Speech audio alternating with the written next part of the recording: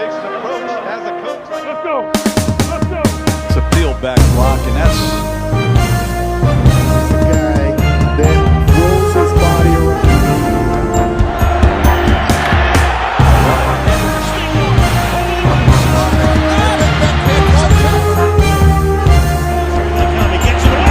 Mike Drop Sports.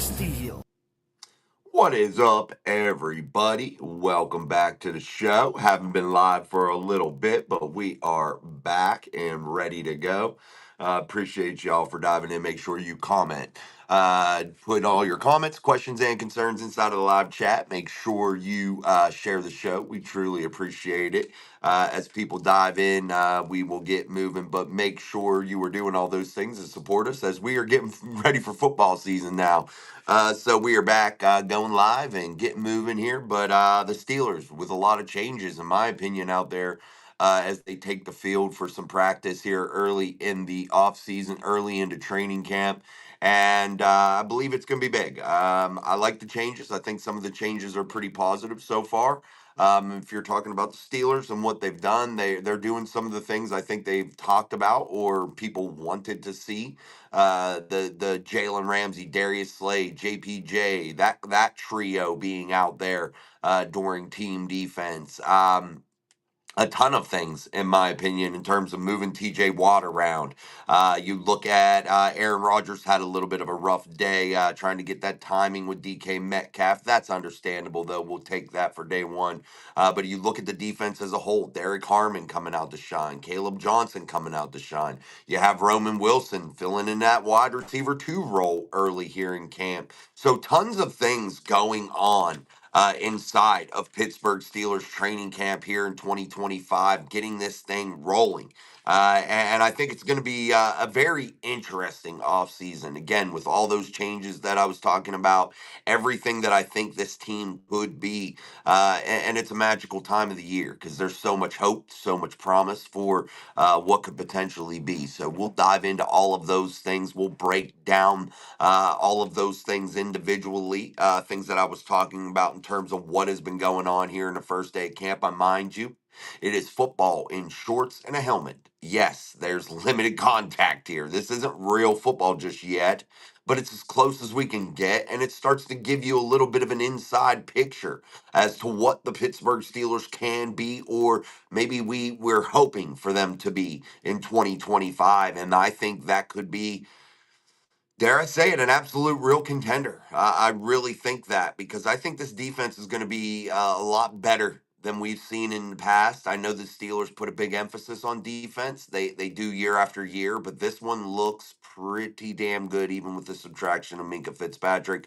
I think the Steelers defense definitely could be one of the league's nastiest, if not the nastiest. And I'll break that down and tell you why I believe that to be true and what I think they could potentially be doing.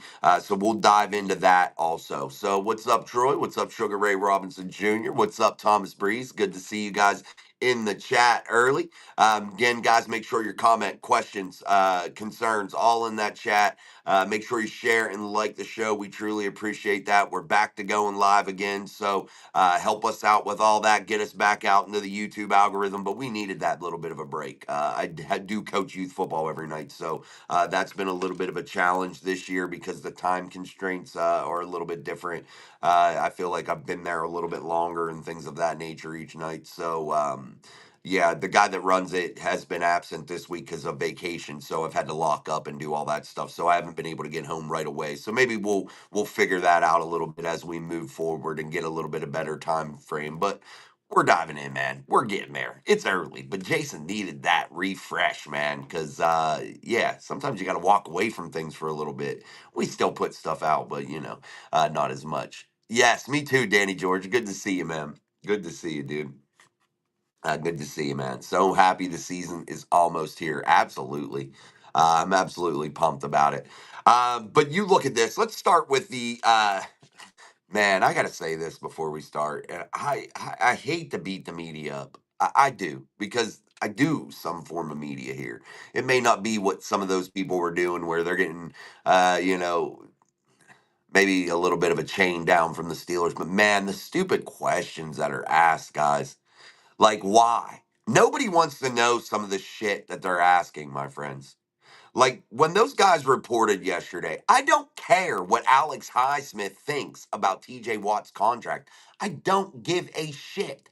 I don't care if he thought it would be done. I don't care. I don't give a shit. I don't care about the ESPN questions that are being asked that are just ridiculous in nature, that are just obvious dumb questions. I don't need time fillers. If there's no real question to ask them, I don't need to listen to the interview. I don't want to hear an interview. Don't ask them the question. If you want to talk about X's and O's and schematics, that's fine. Let's talk about some of those things. And I think the opportunity for those questions are there. The opportunity to ask Jalen Ramsey some of those schematic questions are there. If he chooses not to answer them, then so be it. I don't want to hear any dumb other question. I don't care who texts you and welcomes you to the team. I don't give a shit. No one does. It's just really mind-boggling. People get paid to do some of this stuff. Boy, earth-shattering investigative reporting, man. It's like, don't ask the question. If you don't got a question really to ask, don't ask it. You know they say there's no stupid question. Well, that's a lie. There are many stupid questions, and they ask quite a bit of them. And it just becomes so annoying because you click on an interview and you think to yourself, man, I'm gonna get to watch a cool interview. I'm gonna get some good insight, and it's just dumb ass stuff, man. Just dumb, filled with dumb, idiotic things that you have no care in the world to hear. I don't care. I don't want to know about anybody's personal life. I don't give a shit what they do off the football field. Are they coming to work? Let's play football. That's what I care about. I want to know what they do on the football field. And that is it, man. So I had to get that off my chest because I watched some of that today and I am like, oh my, I feel almost like brain dead from watching it. Because man, if that's what you're working on each and every night when you're talking about thinking, man, what kind of questions am I going to ask? Why don't you just freestyle it, man, and have some football knowledge in your head and ask that type of stuff? I don't care about every player getting up to the podium or every player getting interviewed. You're asking them about another man's pockets, another man's money. That's what they were asked, every single one of them. What do you want them to say? Uh, yeah, cool. The dude's rich. What do you want them to say? I don't get it. But anyway, we're back. But anyway, let's dive in. Let's start with the offensive side of the football and some of the things that transpired there because I think the defense was the star of the show today, even though there was no contact to speak of. But you look at the way the defense was able to fly around and things of that nature. We'll save that for a little bit later as we move through. We'll start with the offensive side of the football and what has transpired there thus far in terms of Aaron Rodgers, DK Metcalf, Roman Wilson, young star Caleb Johnson, I believe, in the making. And also, we'll talk about Isaac Seumalo and that soft tissue injury here. Let me get a drink. All right, let's dive in. Again, Omar Khan says he's happy with this roster the way it is. He's satisfied with the way it is right now, how it's currently constructed. But I will caution you there. I still believe there is a real possibility, and I believe that it could really happen. It's not just lip service that the Steelers do add another wide receiver before this thing is done, before week one. I do believe that to be something that could happen, but you know they're rolling in there with Woods and Wilson and Austin and those guys behind a DK Metcalf.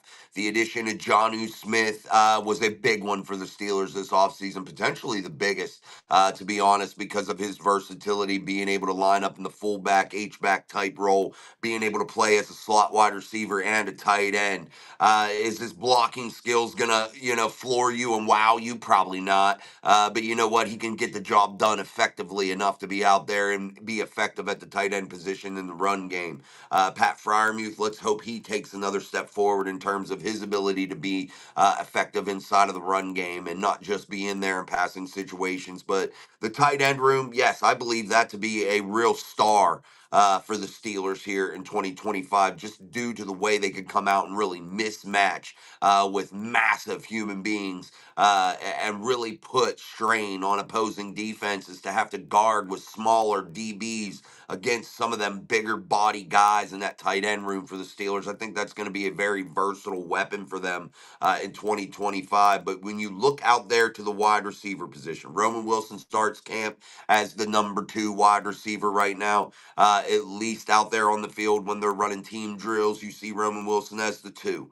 Is that something the Steelers can get away with? They must be excited and really confident in what Roman Wilson can do, a guy that virtually played nothing last year, basically nothing in his rookie year. That is concerning because those reps are valuable. Learning how to get out there and be a pro, learning how to be effective inside of your route tree, and getting those games and those minutes underneath your belt as a rookie are really, really crucial. And he did not get that. So technically, he's coming into a real rookie season for him. Really, what he got was just his baptism into the building. Maybe that helps since this will be his first real year playing on the football field if he can remain healthy throughout training camp and get those things done. So I think the Steelers do have a lot of faith in him. I do think the skill set is there for him to be really effective. And I do, again, believe the Steelers are going to lean on that tight end room a ton to where they might be confident with Calvin Austin and Roman Wilson filling in that number 2 slash number 1A type guy, 1A, number 2, whatever you want to call it, wide receiver role. So I don't know if it's a necessity for them to go out there and find somebody. Again, health is going to be imperative. That always is the case here when the Steelers are rolling through training camp. But right now, the Steelers seem to be okay with a guy like Roman Wilson. So we'll see how that all works out. But you look at DK Metcalf, Aaron Rodgers, a little bit of timing, a little bit of rhythm issues. They did just throw in there a real hook, easy button hook type pass to get that first completion, to get that rhythm started. That was just that. That's why they ran that route, was just to get a completion between Rodgers and Metcalf and get that ball moving and get that train rolling. But you look at the struggles that they had. Aaron Rodgers intercepted by Patrick Queen. That wasn't good. Derek Harmon backs 2 passes in a row, at least a couple right in quick succession. I don't know. I can't recall if they were in a row or not, but they were in quick succession for the rookie, batting down the veteran, Aaron Rodgers, and really showing his versatility early in camp. But the Steelers, yes, you knew that was going to happen, man. A new quarterback, new system, new wide receivers.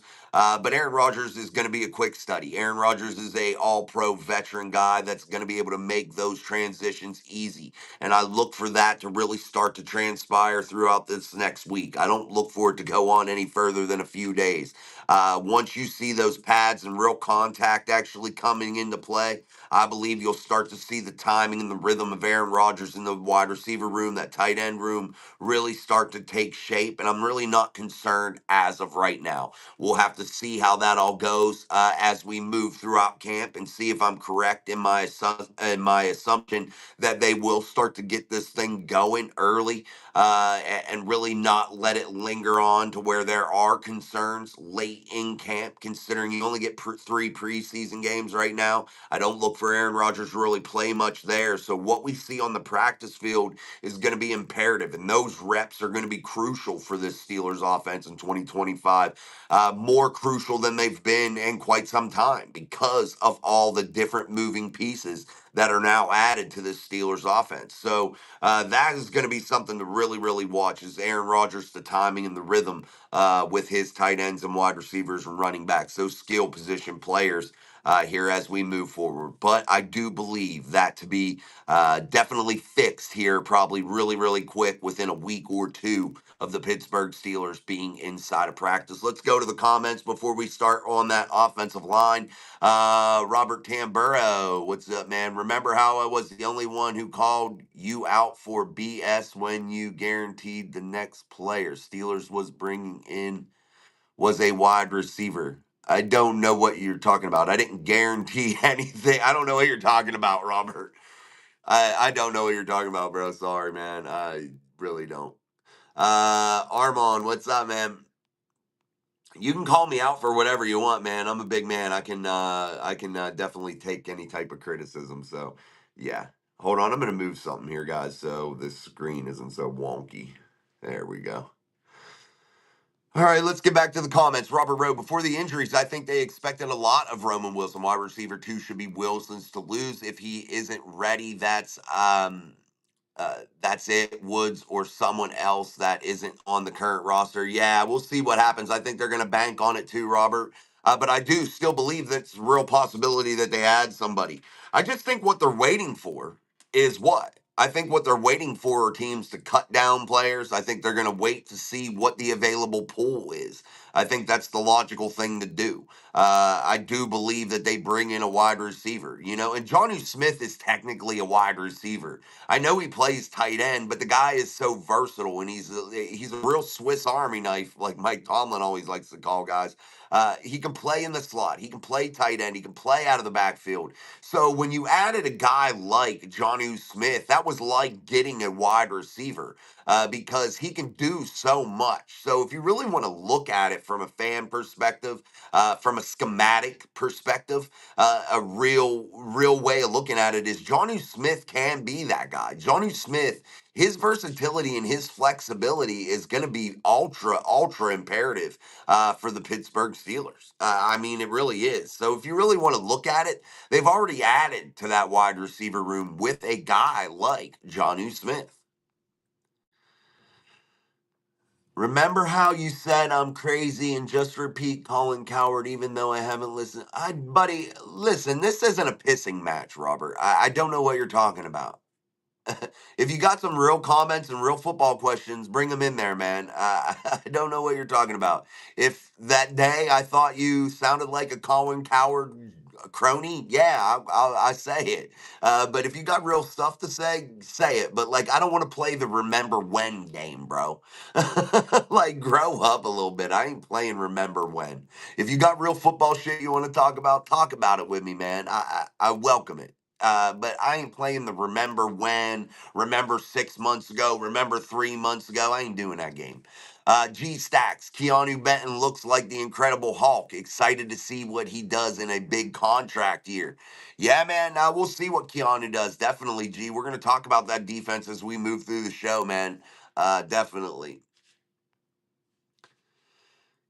Have guys drinking Thunderbird, Jason? Yeah, Robert Tamburino or whatever. He must be drinking some Thunderbird. He must be. Armand says, I'm seltzer beer, 4% alcohol. There it is, Armand. Stay loose, man. Just stay loose. Catch that little fine buzz, baby. All right, guys, make sure you're putting your comments, questions, and concerns inside of the live chat. But again, you look at that offense so far in that skill room. Don't panic. Don't get crazy. That Aaron Rodgers threw an interception. We've talked about it all offseason. You have those things happen. It's going to take time. Timing and rhythm aren't just, easy, easily done right away. All right, Robert. Hopefully, this is a football thing, not a remember when question. No matter the Steelers pay D more than any team in history for 4 straight years because Mike Tomlin takes over defensive play calling during games and makes it mediocre equals mediocre Mike. I always said you're looking at Mike Tomlin's defense. I've never said Terrell Austin has been the defensive coordinator because I really don't truly believe that. I believe that you are looking at a Mike Tomlin defense. And if you watch my content, you'll know that I say it often that you're seeing Mike Tomlin's defense. This is Mike Tomlin's baby. And hopefully, I think some of the changes that you're going to see, and we're going to talk about some of those defensive changes I believe could really pay big dividends and make this Steelers defense a little bit different than what you've seen in the past. And we're going to discuss that as we move into the defense. I do want to finish the offense off here before we move into the defense, though, for sure. DJ Thomas in the house, 3 tight end set should be crazy. Yeah, because again, you still have the big body wide receiver in DK Metcalf, and you're adding Jonnu Smith, a guy that can do it all. Slot, fullback, H-back, tight end. He can do it all. So that gives you the opportunity to not have to stay in a traditional 13 personnel set. You're not going to have to be locked into those heavy jumbo packages, but yet you can have the personnel of those jumbo packages out onto the football field and still be able to remain versatile. That's the thing the Steelers are going to be able to do better than anybody else, I believe, this offseason or this season here in 2025. Johnny Smith is going to be able to slide out to that slot. If you're Aaron Rodgers, you're going to be able to move players, move chess pieces around in a way that other teams aren't going to be able to create those mismatches, those big body wide receivers like a DK Metcalf, like a Jonnu Smith coming out there to play the slot. You're going to be able to mismatch those big bodies and still have guys like Pat Fryermuth or Calvin Austin or Caleb Johnson or Jalen Warren out of the backfield. You're going to be able to still have quick, speed, skill guys out there, but the tremendous size and mismatch availability for the Steelers is going to be really imperative, and I think second to none here in this league. Robert says it's my birthday, but I always began drink. I haven't began drinking yet, Thunderbird or otherwise. I'm just naturally a little wild. Well, happy birthday, Robert. Hopefully you have a good birthday. Don't get too hammered. Robert Road. Last time it wasn't Tomlin's defense when the LeBeau was still coaching in Pittsburgh. Yeah, that was the last time it wasn't a Tomlin defense, no doubt. Matt Burton says Ravens run for 300 yards in a playoffs game. Whoever is putting the scheme and or calling plays needs to be fired. Playoffs mean everyone is at the top of their game, and we failed. Absolutely, I agree, Matt. That was a catastrophic failure, and Mike Tomlin has to shoulder that blame, no doubt about it. For the Steelers, he has to, and I think that's what this offseason was all about, trying to correct some of those wrongs. And I'm hoping, I preached it last offseason. Mike Tomlin needs to change, and he needs to change in several instances. In-game management is piss poor, man. It's piss poor, and the defensive play calling, the schematics of the defense are piss poor, and the offensive schematics are piss poor, and he has to change some of those things. And I don't believe they're a Terrell Austin or an Arthur Smith problem right now, because you can change all the factors to the equation, but yet the outcome of that equation always remains the same, and that is Mike Tomlin is the only consistent, constant variable inside of that equation. And that's the problem. That's the issue in my eyes. And that's why I believe Mike's got to adjust here and not be stubborn and not just be like, damn, it's my way or the highway. It's got to be this or that. No, I think there's got to be some flexibility there. And I think you can still be in charge and be forceful with what your ideas are, but I think you have to give a little bit. And I think that's what 2025 has to be for Mike Tomlin. It's the year of giving, flexibility, changing, adapting to today's NFL. I think that has to be what he does. Miss Pittsburgh in the house. What's up, Miss P? Good evening. Miss Pittsburgh in the building. But let's continue with this offense. Let's talk about the offensive line real quick. Isaac Seumalo, soft tissue injury, unspecified by the team.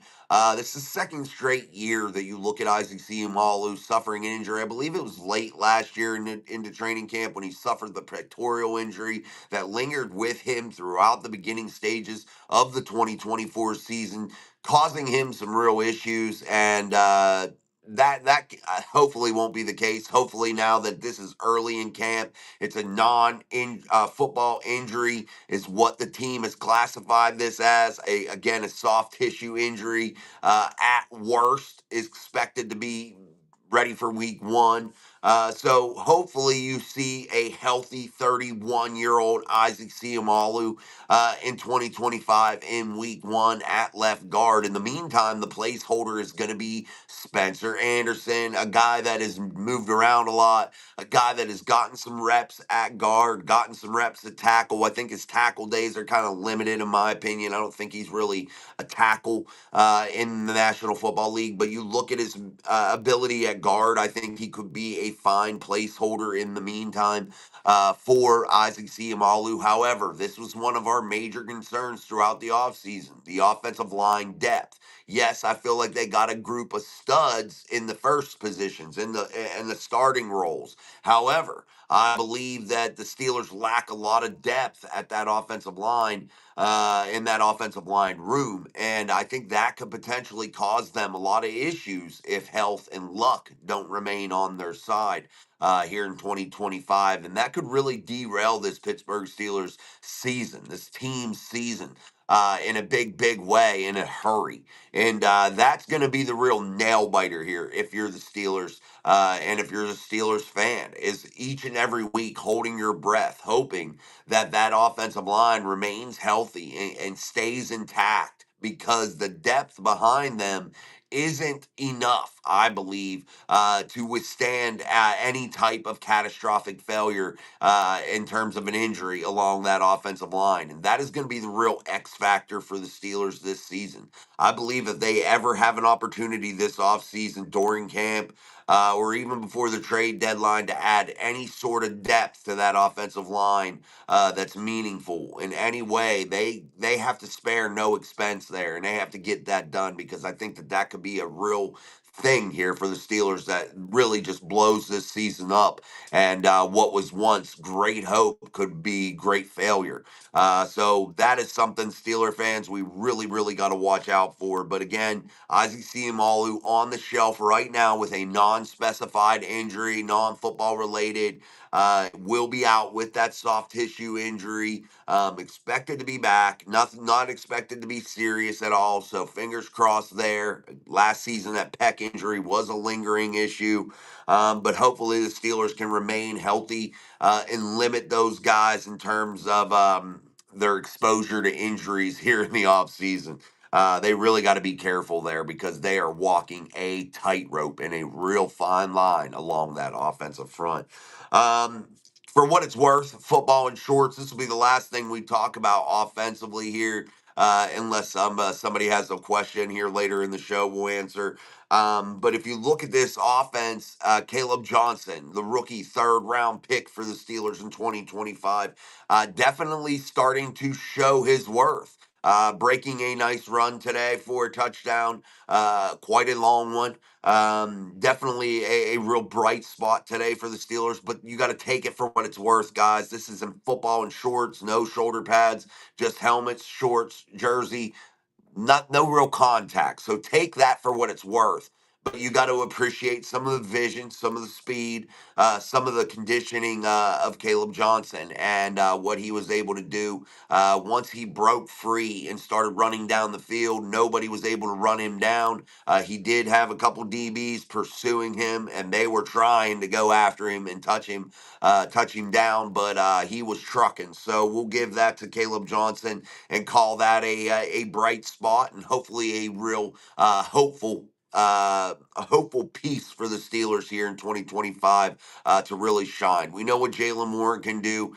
We know that he's one of the best pass blockers in the National Football League, and I think if you can get some Jalen Warren type production out of him here in 2025, I believe the Steelers will be just fine in the backfield if the star rookie Caleb Johnson can get rolling, and I believe that potential's there for him to have a really big year. Kenneth Gainwell's another one to watch out for, so we'll see about all that. Let's catch up on the comments in the chat, and then we will hit up the defense and break that down a little bit. Again, comments, questions, and concerns inside of the live chat, they're always appreciated.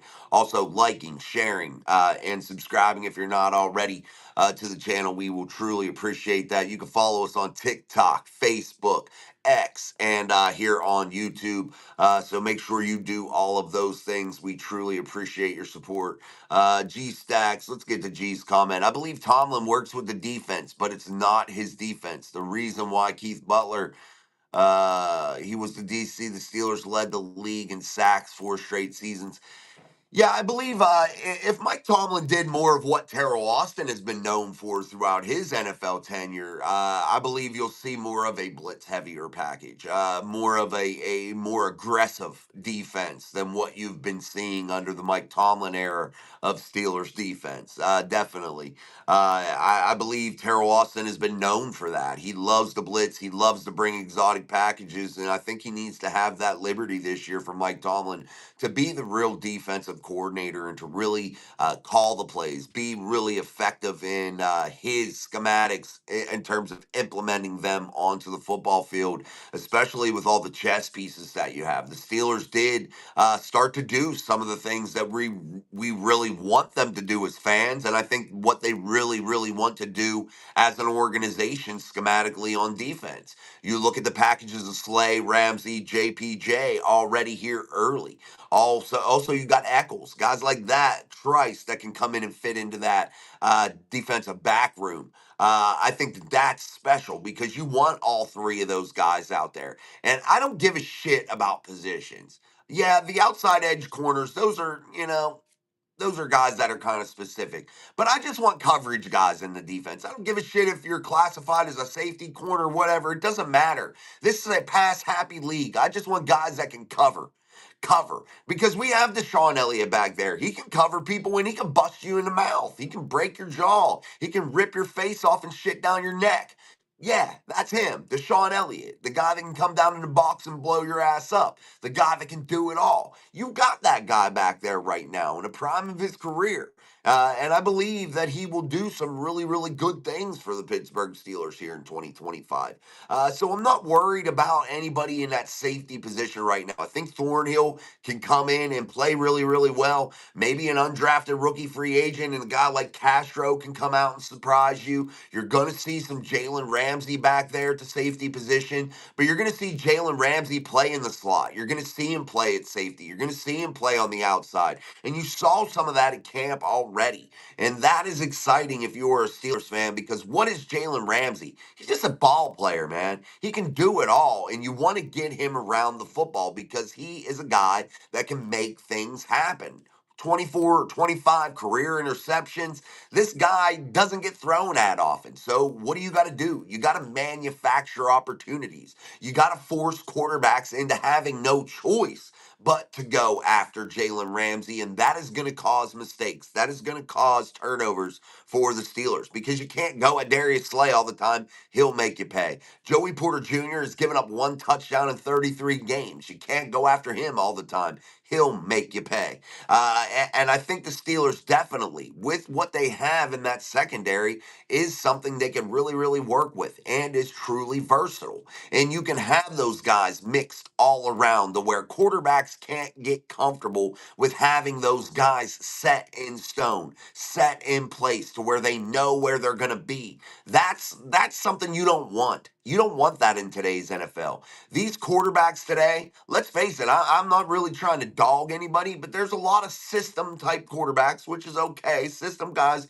can win, but system quarterbacks aren't necessarily the most crisp in their reads and their progressions and understanding how to dissect defenses, understanding how to manipulate defenses in a way to work for their offense. They're not necessarily the best at that. So if you can cause confusion, if you can cause disruption, get them out of their rhythm, not putting people in the same exact spot all the time, causing chaos in their reads, I think that's going to pay big dividends for the Pittsburgh Steelers. And you've seen it again at camp here early. And this is what we've wanted as Steeler fans. We want that mix. We want that versatility all over the place. You want guys that are ball players back there that can do it all and are just simply pass catcher or pass covers. That's what you want. Guys that can cover the pass.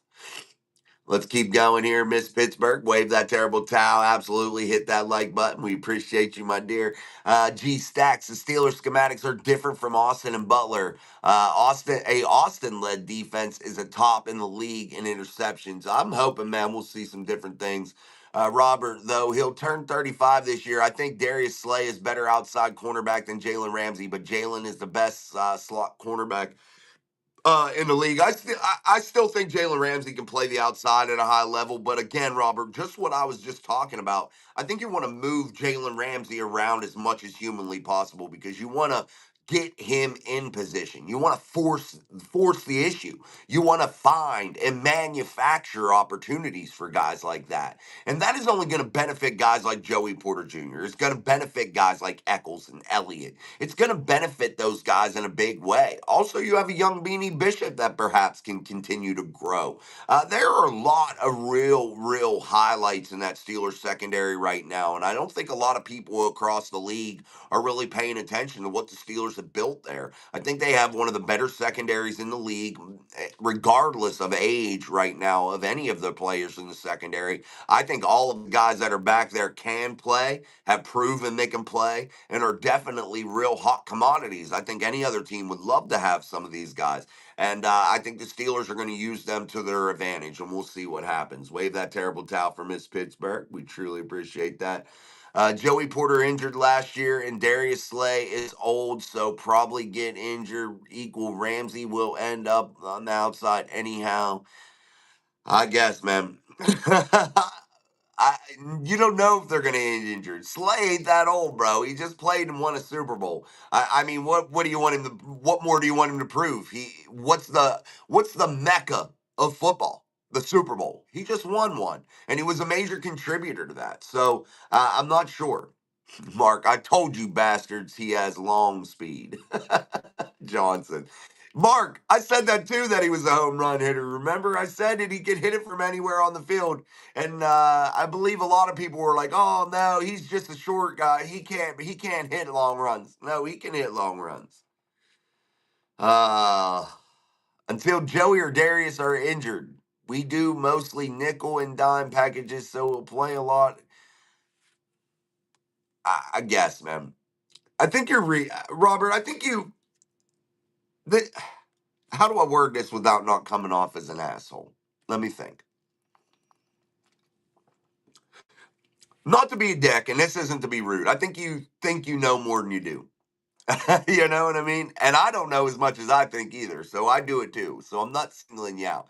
I think you're just like banking on injuries and acting like this is what will happen because this will happen no matter what. You don't know. You don't know who's going to be injured. You don't know who's going to be. Hopefully, Tomlin ain't calling the damn defense. You're talking about nickel, dime.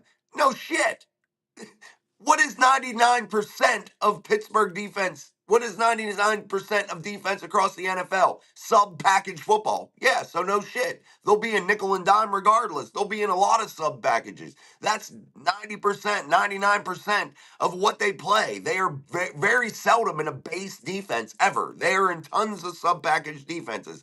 But if you look at this defense as a whole, look at the linebackers, look at those guys. They can move them around. There's some versatile pieces there. The versatility in the secondary right now isn't just limited to a couple names. That is the beauty of this, you know? And again, I'm not trying to dog you or come off ignorant because that's not my intention. But I believe that you're just banking on the disaster to happen without even letting this thing play out. And you can't just say, this will happen and they're going to play nickel and dime. Well, yeah, they're going to play nickel and dime. They're going to play nickel and dime a lot this season because it's all sub-package football defensively. And again, I do it too. I get ahead of myself a lot.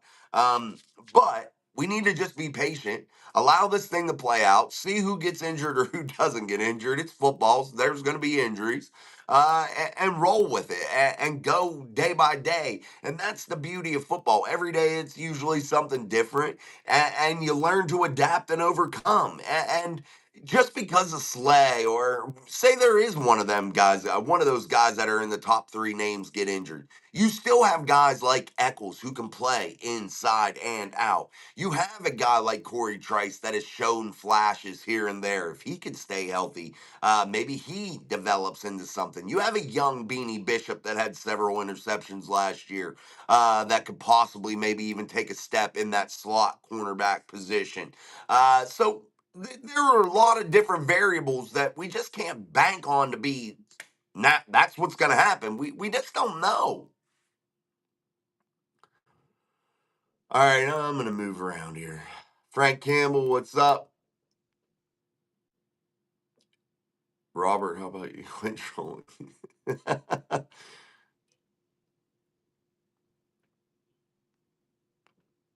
You said, how are we not bitching about that? I just mentioned it, Robert. I just mentioned it. Steelers talk shows about the same subjects, then obvious subject, like they should have brought in the O line. Okay. Well, then I mean, hey, you can not watch. It is what it is, bro. You can't troll me because I just tell you how it is, and I try to be nice. I don't want to be a dick or anything. I don't want to be ignorant. But you know, it just is what it is.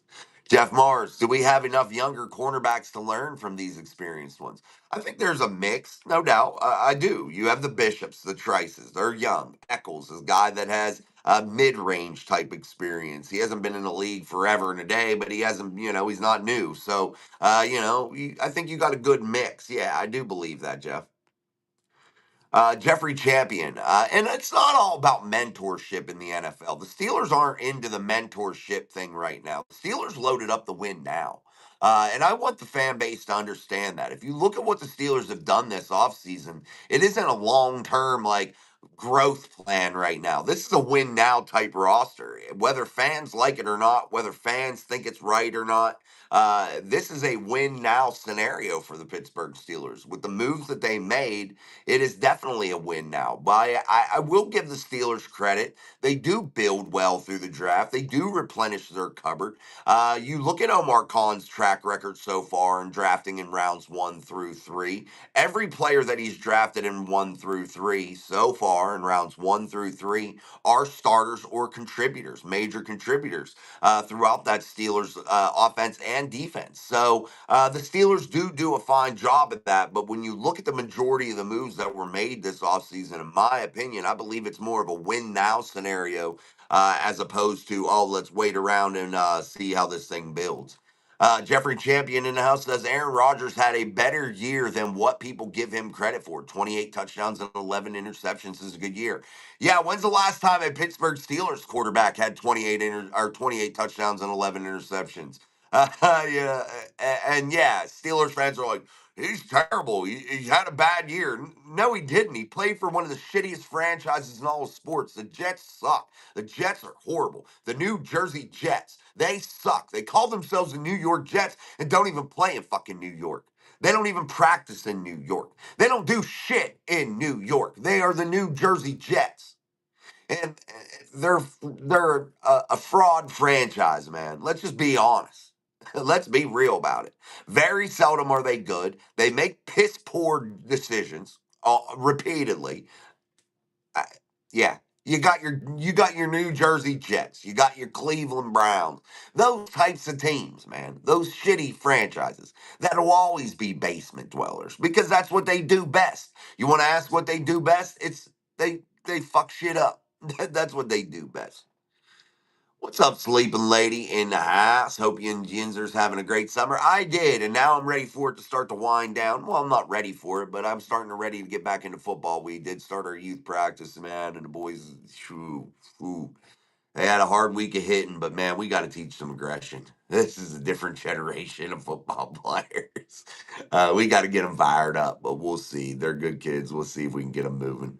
But let's move. Let's continually go on that defense. Another bright spot, though. Derek Harmon, 2 batted passes, also getting through for what would be tackles for losses. So that's pretty damn cool. So Derek Harmon, definitely already early. And again, guys, we got to take this for what it's worth. Football in shorts and a helmet. Keep it in perspective. But the batted balls are something that I believe is pretty good. However, when you are in shorts and a helmet, you're not really playing the run game like you would be. You're anticipating those passes. So perhaps maybe that's a little bit of an advantage. So we can't get overly hyped, but it was cool that he had 2 batted balls. That's pretty cool for a rookie in Latrobe. Definitely. Uh, all right, I'm going to read one last comment, Robert. We'll see. Let's see if you can redeem yourself. Dude, my point is not that I know who will get injured, but that Darius should remain the starting outside cornerback.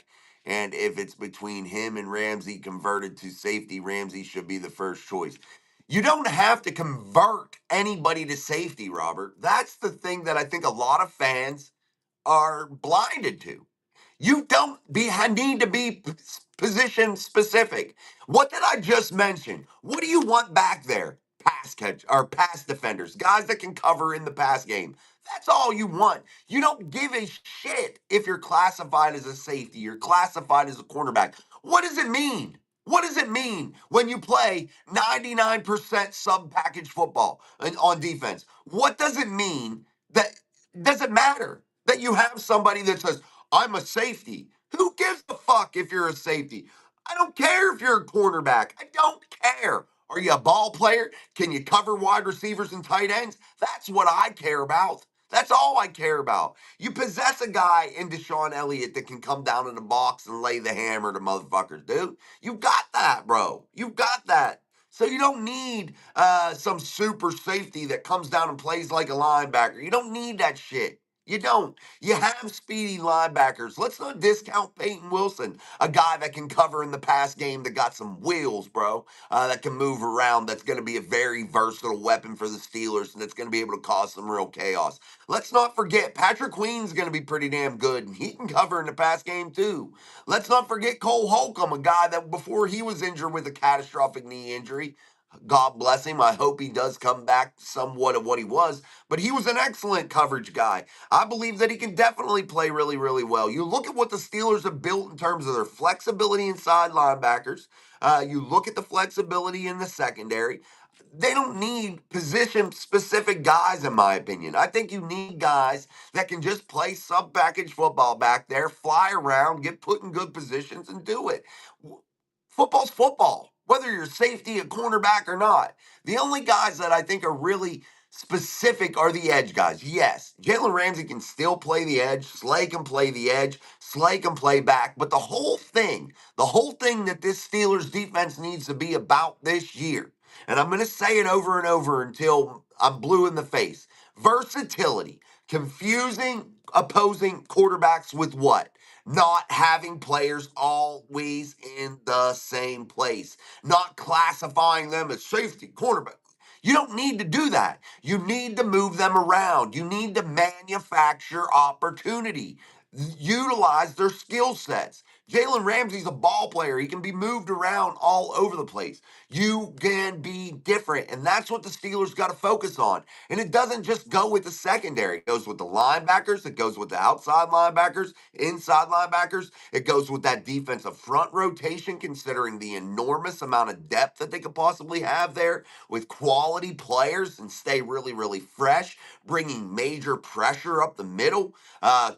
Feeding quarterbacks to your edge players and Highsmith and Watt, move them around a little bit. How about sometimes putting guys in a package like a Sawyer or Herbig along with Highsmith and Watt? Move them all around. Use their varying skill sets. That's the name of the game for the Steelers defensively. We can all sit here and act like because we know the names nickel, we know the name dime, we know the names for some of these defenses.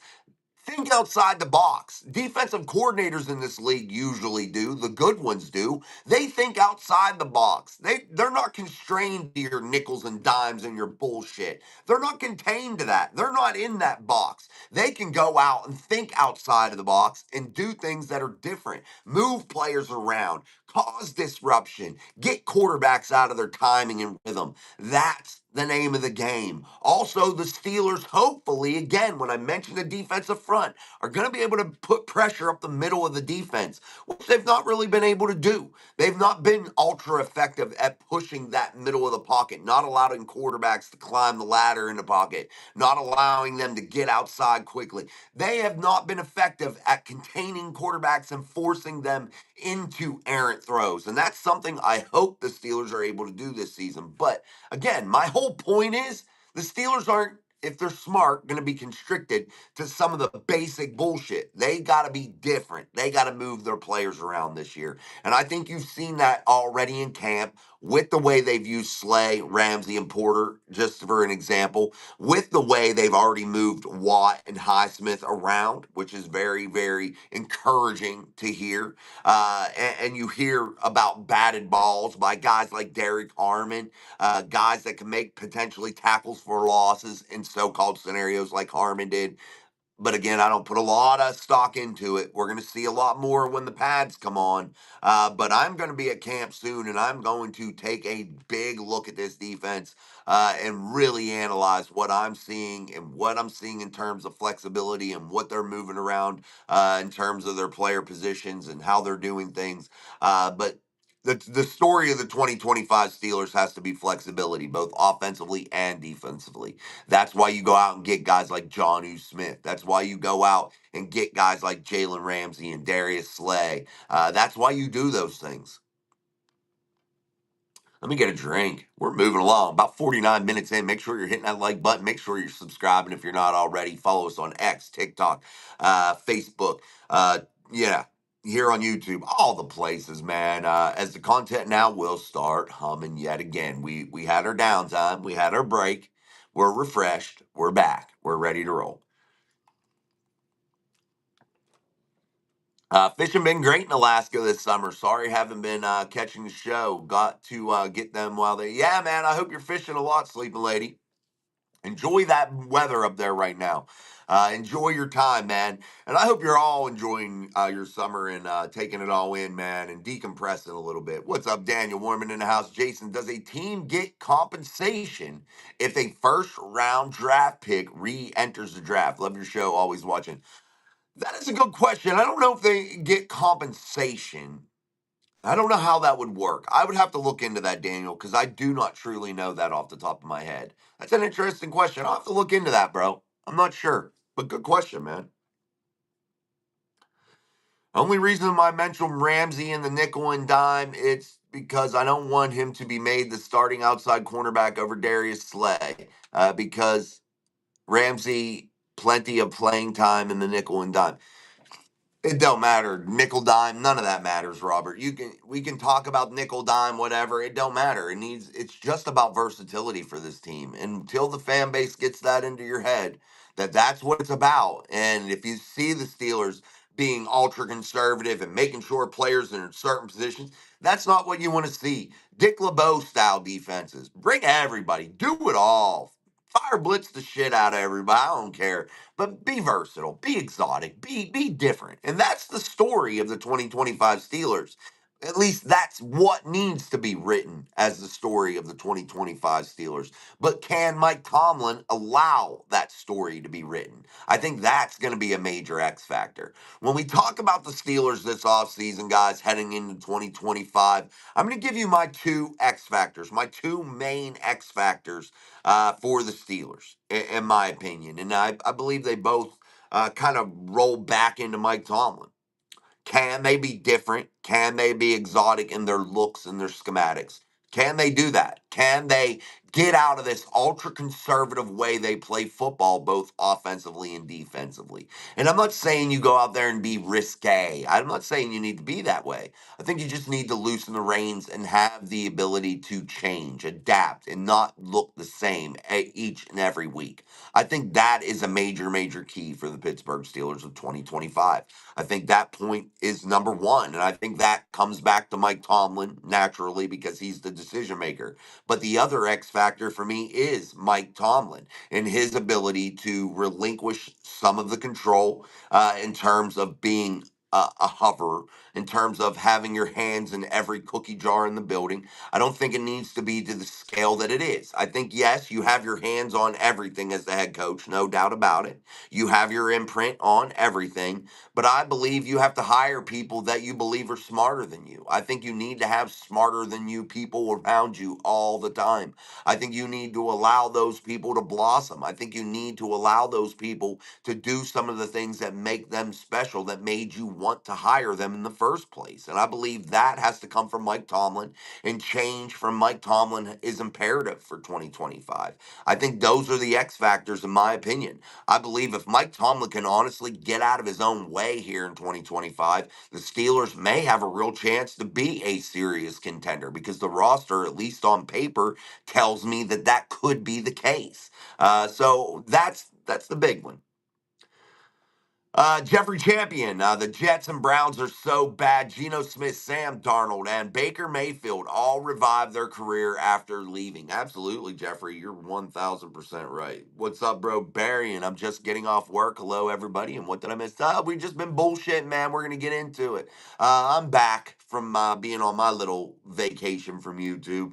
I did put some stuff out, but it was a slow period, and I'm not trying to bullshit you about stuff. So, now that real football's starting to come back, here we are. We're ready to roll again for another year. Sleeping Lady, Fields got hurt. Strange. When they leave, most Steelers players' careers turn to shit. Harris injured in a freak fireworks injury. Mike Williams retires. What's next with Minka and Pickens?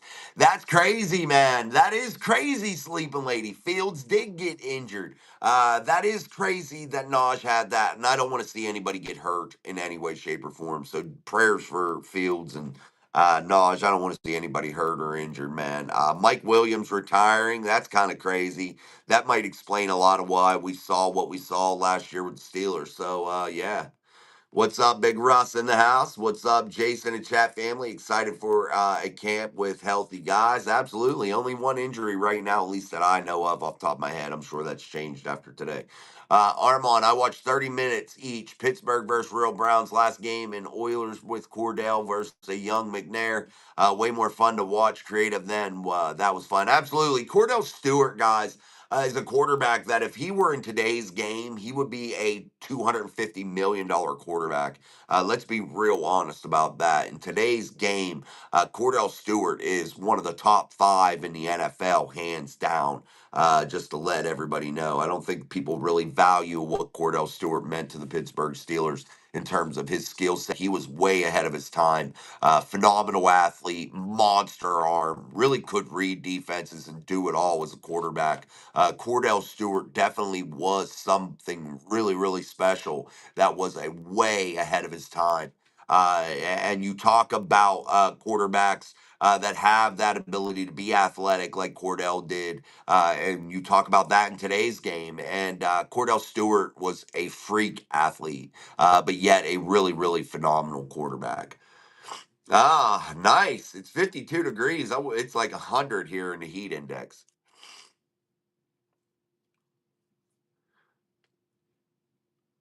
Yeah, we'll see what happens in that room, man. Holcomb's a big X factor, no doubt. Yeah, I'm hoping Holcomb stays healthy, no doubt. Terry McLaurin, he's talking about holding out. What would you give up for if we were interested? I don't think there's room for a scary Terry McLaurin right now. I don't think the Steelers can quite make that happen right now. Maybe they can, considering they have no quarterback salaries to speak of. But you're looking upwards of 30 some $1 million per season for scary Terry McLaurin. I don't believe that the Commanders allow him to go anywhere, no matter what. I think it's kind of uh, a non-issue because I just believe they go out and get Debo Samuel. They have Terry McLaurin. They have other players too, coupled with the best rookie last year in Jaden Daniels, in my opinion. I think the Commanders are looking to win and win now. And I believe if you continue to add pieces around a young Jaden Daniels, ultra smart, ultra talented young man, I believe that the Commanders could be real contenders inside of the NFC and really give the Philadelphia Eagles a run for their money inside of a championship game. And definitely, they could be Super Bowl contenders, if you ask me. The Washington Commanders are definitely a team that I have high hopes for in 2025. Weber's both online and D line to be top 8, to be 10. Little guy ain't really what the Steelers needed as wide receiver two. Who should be number two? Woods or Roman Wilson? Be that. I just don't know. I think you can kind of spread the number two duties out. I think Robert Y bringing a number two wide receiver in may be imperative for the Steelers is due to injury to a DK Metcalf. So I think you need to get somebody that can shoulder that load, maybe at least similar to shouldering that load, because I think As far as the wide receiver two duties, I think you could spread those out between guys like Woods, Jonnu Smith, Pat Fryermuth, Calvin Austin, Roman Wilson. I think you have enough available options there that you don't necessarily have to have a true number two right now. I think you can spread those duties out and do just fine. I think the real reason to go out there and get another ultra talented wide receiver target is why? Because of maybe a possibility of injury to DK Metcalf. That's your insurance policy to continue to have a number one on the field no matter what. I think that's the real issue.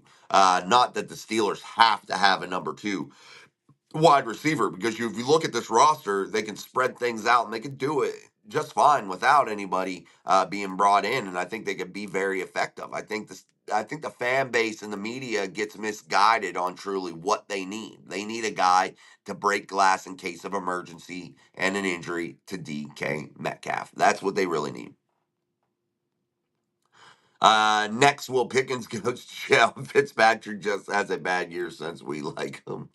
All right, guys, I'm going to go shopping with my wife. We're going to go to Home Depot and stuff and do all those things. So I told her I was going to do a quick show. I appreciate you guys for joining us on our first one back here. Definitely love the comments, love the chat. You guys were awesome. We will be back tomorrow about 6 p.m. Eastern Standard Time. So look for a 6 to 6:30 or 5:30 to 6. We'll be in that time frame. We definitely will be live tomorrow and talk about yet another day of Pittsburgh Steelers football in Latrobe, Pennsylvania at St. Vincent's College. We definitely will continue to dive in each and every day and talk about the Steelers and their progression at camp and how this thing is all coming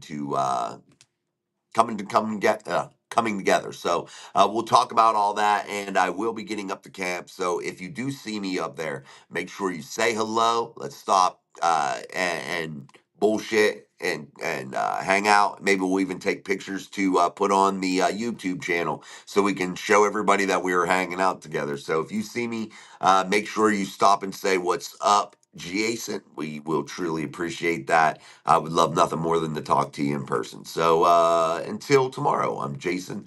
This is Mike Drop Sports, man. Peace, my friends. Power takes an approach as a coach. Let's go. Let's go. It's a field back block, and that's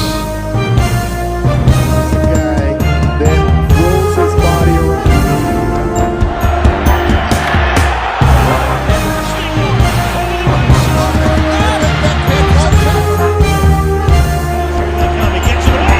Mike Drop Sports. Steel City Live.